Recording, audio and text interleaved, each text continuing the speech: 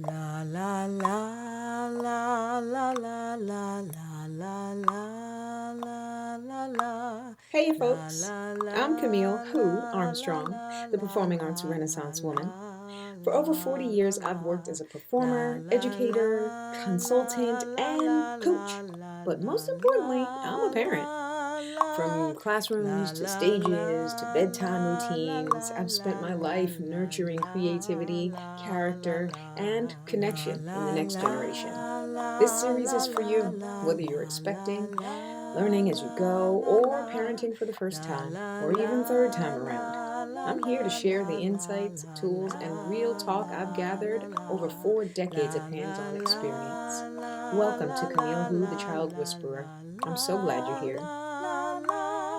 la la la la la la la la. Hello, hello, hello. Camille Who here. All right, more and more, you're going to get more of my crazy personality. Whew. Good luck for you. All right. So today we're talking about early crafts and the benefits of crafting arts and crafts for children and the benefits of age appropriate crafts. First of all, I don't know what it is that makes parents decide to give a 1-year-old a 3-year-old toy. Or a 1-year-old, just things that they don't quite understand. I'm not sure what the thinking is. If it's, oh, they might do okay with it, or, oh, they might be that super genius child that might do something better, or they might actually get the toy. Like, I don't know. But I know that the manufacturers of toys and craft kits and things they got it down to a science, the age appropriateness. And so parents, please, when a toy says 3+ and your child's only 1, or your child's less than 1, or your child's a year and a half, don't get the toy. It's like giving a child it's like giving your child a math equation and they don't know numbers yet. It doesn't benefit anyone. They're now looking at a bunch of stuff. Like they don't, and it might be, oh, wow, it's cool for a second because it's colorful, but then they're not going to get the full benefit of the toy. And there are great learning toys out there, but if you're giving your child in like age inappropriate toys, they're not going to benefit from the toys that you're getting, and then they're not going to benefit from the learning aspect of the toys, and they're going to make a mess. And you're the one that has to clean it up. And some kids get downright frustrated and they just start throwing toys. I'm not saying I allowed my children to throw any toys, but I was also giving them age appropriate toys. So they weren't throwing any toys, but I was also creating and enforcing boundaries. So my child was not going to throw stuff. They were not going to throw food. They were not going to throw toys. That's not how you handle toys and food. But some kids will get frustrated and just throw it. All right, there's your flat screen TV. Because you got the child an age inappropriate toy. So I digress. I know I can go on rants, but you may say, as a parent, you may say that, okay, some parents are like, I am not crafty. I am not creative. Well, I don't know who lied to you growing up or in your life, but we are all creative. We are either creative in an arts way or we are creative in an innovative way. You don't necessarily have to be on stage, be a dancer, performer, theater person. You don't have to be a visual artist, but we are all creative thinkers. And when you are doing early crafts, you're tapping into that creative thinker brain. You're awakening and really cultivating, because really it's already awake. In a child, it's already awake, but you're cultivating that creative aspect of their brain, which is also they're also learning problem solving skills. They also learn expression that way. They also learn, you know what? I'm going to read. I found something that's, maybe may expand a little bit more on the benefits of crafts for our children. Arts and crafts offer numerous benefits for children, fostering creativity, boosting self-esteem, and developing essential skills.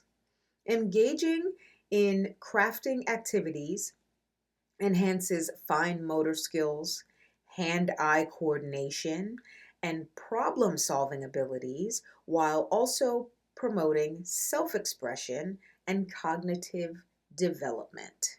Giving a 1-year-old or a 9-month-old, 10-month-old crayons is only asking for your walls and your floors to be covered in crayon. Okay. That's why I'm making this video, because I want to help you know and maybe work within that realm that is appropriate for your child in their early childhood development stages. I would say start at age 1.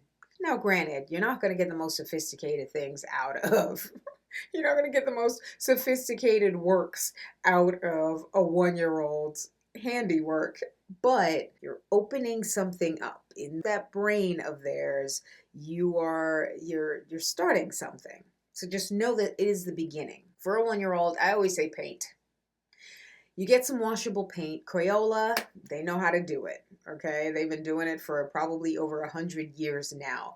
And you start with those oak tag papers. Them things are big, okay? I used to do like science projects, I think we called them oak tag growing up, but I think they're called, I don't know if it's a poster board, because the poster boards are thicker and stiffer. You can buy them by the sheets in, say, like a Rite Aid or CVS, or because I do a lot of crafts with many children, I get them online in a box full, like 100 at a time. But anyway, they have those big ones, and as they get a little bit older, you can make them smaller, right? You can take those big ones and you cut them in quarters, and now you have 4 smaller paint papers.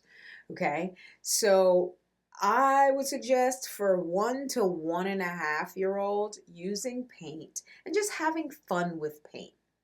At first, get a drop cloth. I would go as far as putting clothes on your child that kind of can't fit them anymore and using those as their paint clothes. If it was the summertime, I've gone as far as you just stay in your diaper and we'll hose you off when we're done or put them in a bath right away. Maybe some old pajamas that are a little bit too small for them. The benefit of that is that, if it could be just this, it could be some short sleeves or it could be long sleeves that are like that. But now you're getting paint on the clothes and there's just less to clean up on your child's body, especially if it's winter time. You don't want to go in the backyard and hose them off or throw them in the bathtub if it's just not convenient for you to throw them in a bathtub and, get that paint off of them. Then you're now just, okay, you hold your child, you bring them to the sink, you wash off their hands, you maybe wash off their feet because it's going to be on their feet. But the rest, and then you just take off the clothes and you don't have to worry about cleaning anything else because the clothes were the barrier. Also, just know that for a 1-year-old, a 1-year-old is still trying to put things in their mouths to really figure out and catalog the feeling of things, the texture, the weight, the taste. They are still cataloging these things. This is what we do. It's actually normal for us to do that as humans. In our first year, year and a half, even, we're still discovering. It's part of our exploration. It's part of our discovery, and it's part of our cataloging what things feel like, and what things are.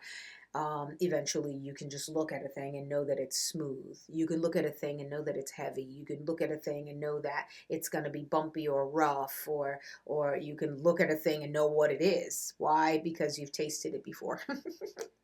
You've put it in your mouth and felt it around. So I said all of that to say that your child will put the paint, they will put the paint in their mouths. They're going to taste it. That's why you use your non-toxic washable paints, especially from Crayola. I think there are recipes that you can make paint yourself.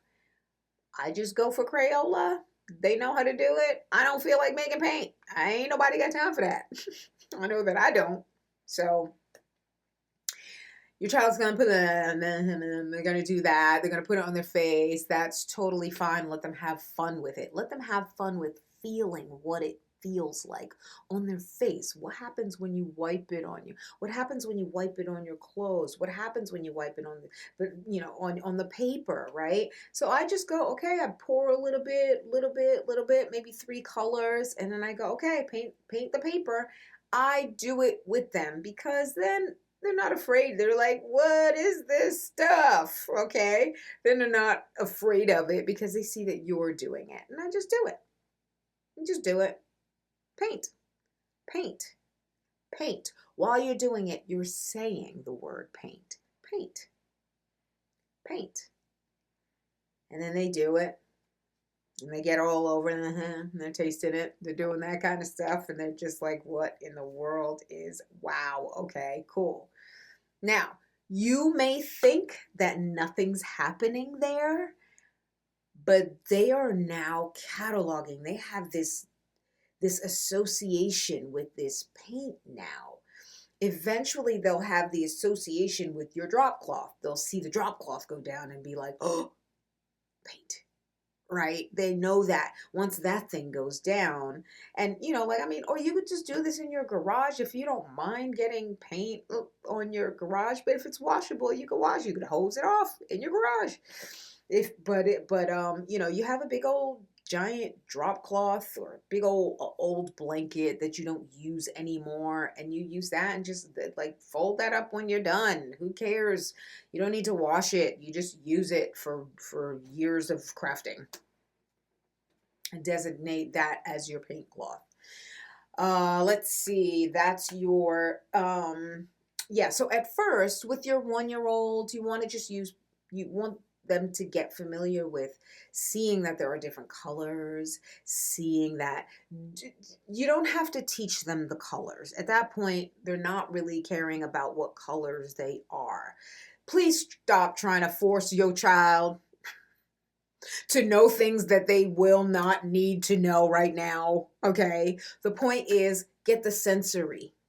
Get that sensory stuff. Let them feel what that feels like. Let them see what happens when they swirl their fingers through it. Let them let them understand, right? And eventually they're just going to understand, oh, if you put the paper down, then you can use paint on it. Okay, they see that when the paint cloth goes down, then that's also helping them with their executive function. Paint cloth's going down. Oh, that means we're going to paint. That means a paper is going to go down. That means paint is going to go on the paper, right? These are things that help them to plan in their heads, even though you're doing it or they're seeing you do it. If your child is just trying to mess with your things, then I suggest doing it while they're napping. So you get everything ready, you put down the drop cloth, you put the paints in the places or whatever, you get your paints that you're gonna use, you put your paper down, you get the paint clothes out, your paint clothes out as well. And then when they wake up and they've eaten or however you do it, they already see it there. It's already there. They know what's going to happen. Okay. At first, you want to just use paint. You just want them to get familiar with the feeling of the paint and not be afraid of it. So they're just doing finger painting as at first. Also, find a wall or a couple of walls in your house that you're gonna be putting up paint. You're gonna be putting up pictures that you want your child to see that, whoa, that's what I did. They see it and they get the memory. It taps into that memory of when they did it, of what they did. And that also gets them sort of thinking and planning if they see it again. What happens is, I'm going to use an example of like when I go kayaking. I am not the greatest kayaker, but I love kayaking. I just about all the time fall into the water. Okay. I fall in the river, but it's for a different reason each time. And every time I come out of that, I mean, it's fun. Whatever. It's like I'm used to falling. It's no big deal. I fall, I come back up, and now I'm learning. That's when my brain starts really like the synapses starts to fire because it's like, oh, that's what I should have done in that particular moment. So I know that in that particular moment, I just have to do this. Okay. At that point, now I'm rehearsing it in my head. I'm rehearsing constantly. It's going, going, going. In my sleep, I am learning. After that fall, I'm learning. So then by the next time I go kayaking, I know what to do because I've rehearsed it in my brain. I've planned it in my brain. Now it's a matter of executing it physically. Of course, now I fall for a different reason, but now I'm learning a different thing. And that's what is happening. When your child has that experience, they see the memory of that experience on the wall. Not only that, there's a sense of pride that comes along with it. They just feel good that they did that thing and it's up on the wall now. But they have that memory. They look at it, it taps into right back into that memory of, okay, that thing that they did. Now the next time they're, whether it be, I'm going to blend, I'm going to put these two together, or I'm going to do something else. You know what I mean? And you can do like, okay, line, line, line, line, right? I do that with kids. I start teaching them round and round and round. That's the introduction to circles. You don't have to tell them it's a circle yet. This is direction. Round and round. Same thing with line. Line, line, line. You do lines. They may repeat it, they may not.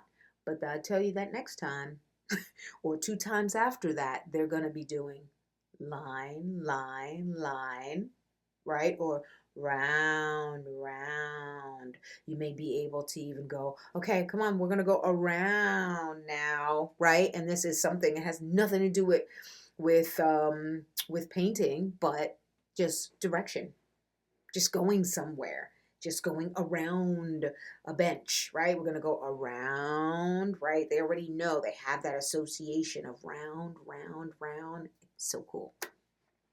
So that's your age appropriate crafting for your 1-year-old to 1.5-year-old.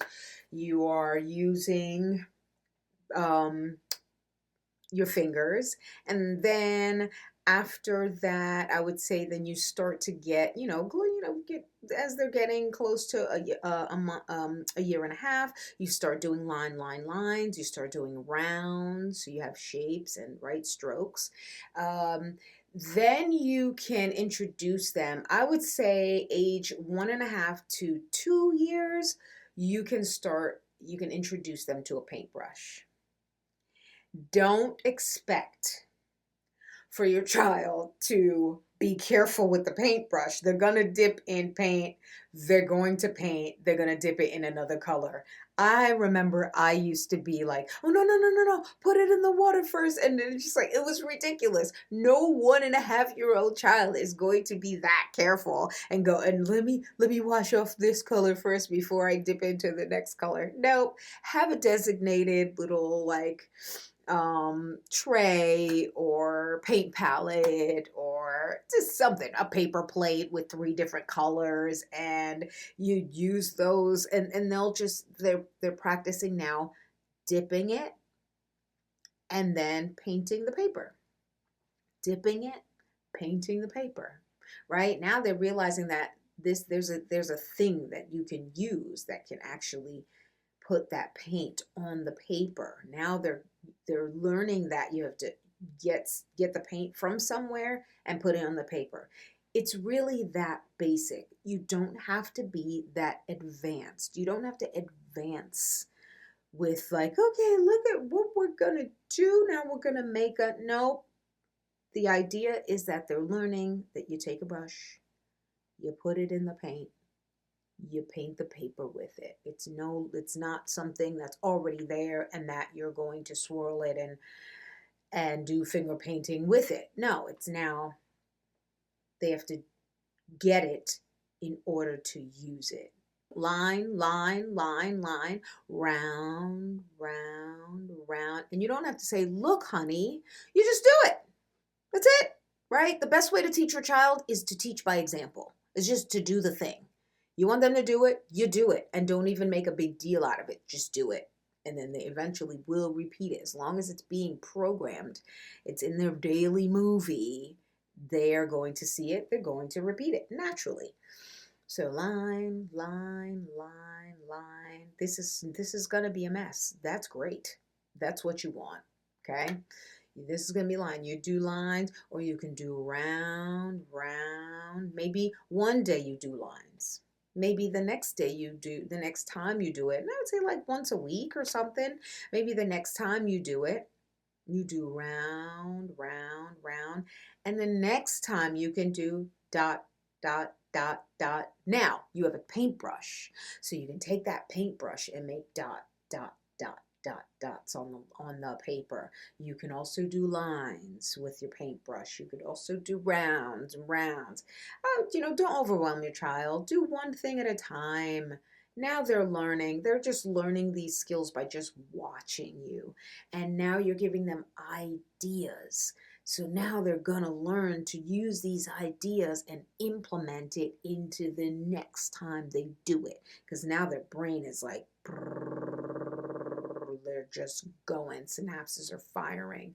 And now each time they paint, they're going to start planning things each time they do it. And then you clean it up, everything, put everything away. The next time they do it, they're going to be planning what they're doing next. Whether, and it could just be planning to help you get the paint out of, I don't know, the paint kit. It could be planning to get the brush out. It could be the brushes out. It could be planning to get the paper and put it down on the paint cloth.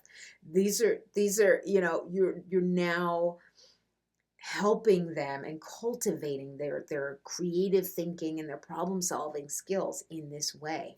By the time they're like 2.5, you can now make these papers smaller. Pay attention to how they're developing and what they're paying attention to each time, because each child is different too, and they approach it differently. Some children may just paint on one little section and be like, all done.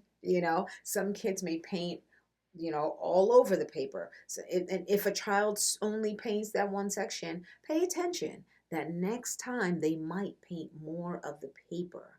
Right? Or you can turn the paper and they can paint more. You can turn the paper, they can paint more, right? And each time, maybe they progress to painting an actual whole paper. Something like that is like they are advancing. Like I said, for us, it's basic. For them, it's a whole world that is opening up to them, and they're learning so much. They have no idea that they're learning. This is some amazing development that's happening in your early childhood, your child's early childhood development.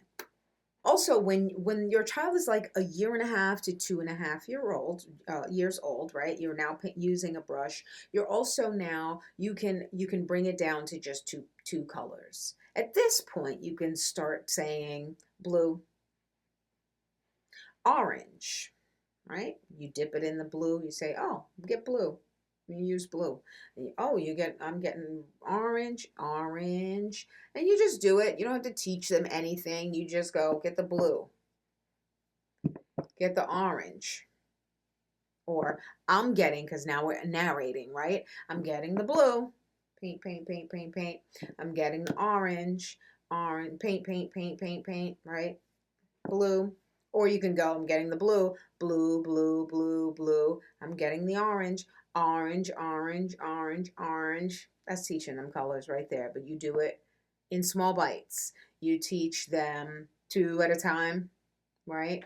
Maybe the next time you repeat that. And then after that, you do 2 more colors. And then you repeat that. Also, another thing that you can do, you can advance to with your year and a half to 2.5-year-old, is gluing. Okay, now this is, you have the glue, you give them a thing, and then you say stick it or glue it. However, whatever language you want to use, that's totally up to you. But you give them the thing. First, they have to see you do it, right?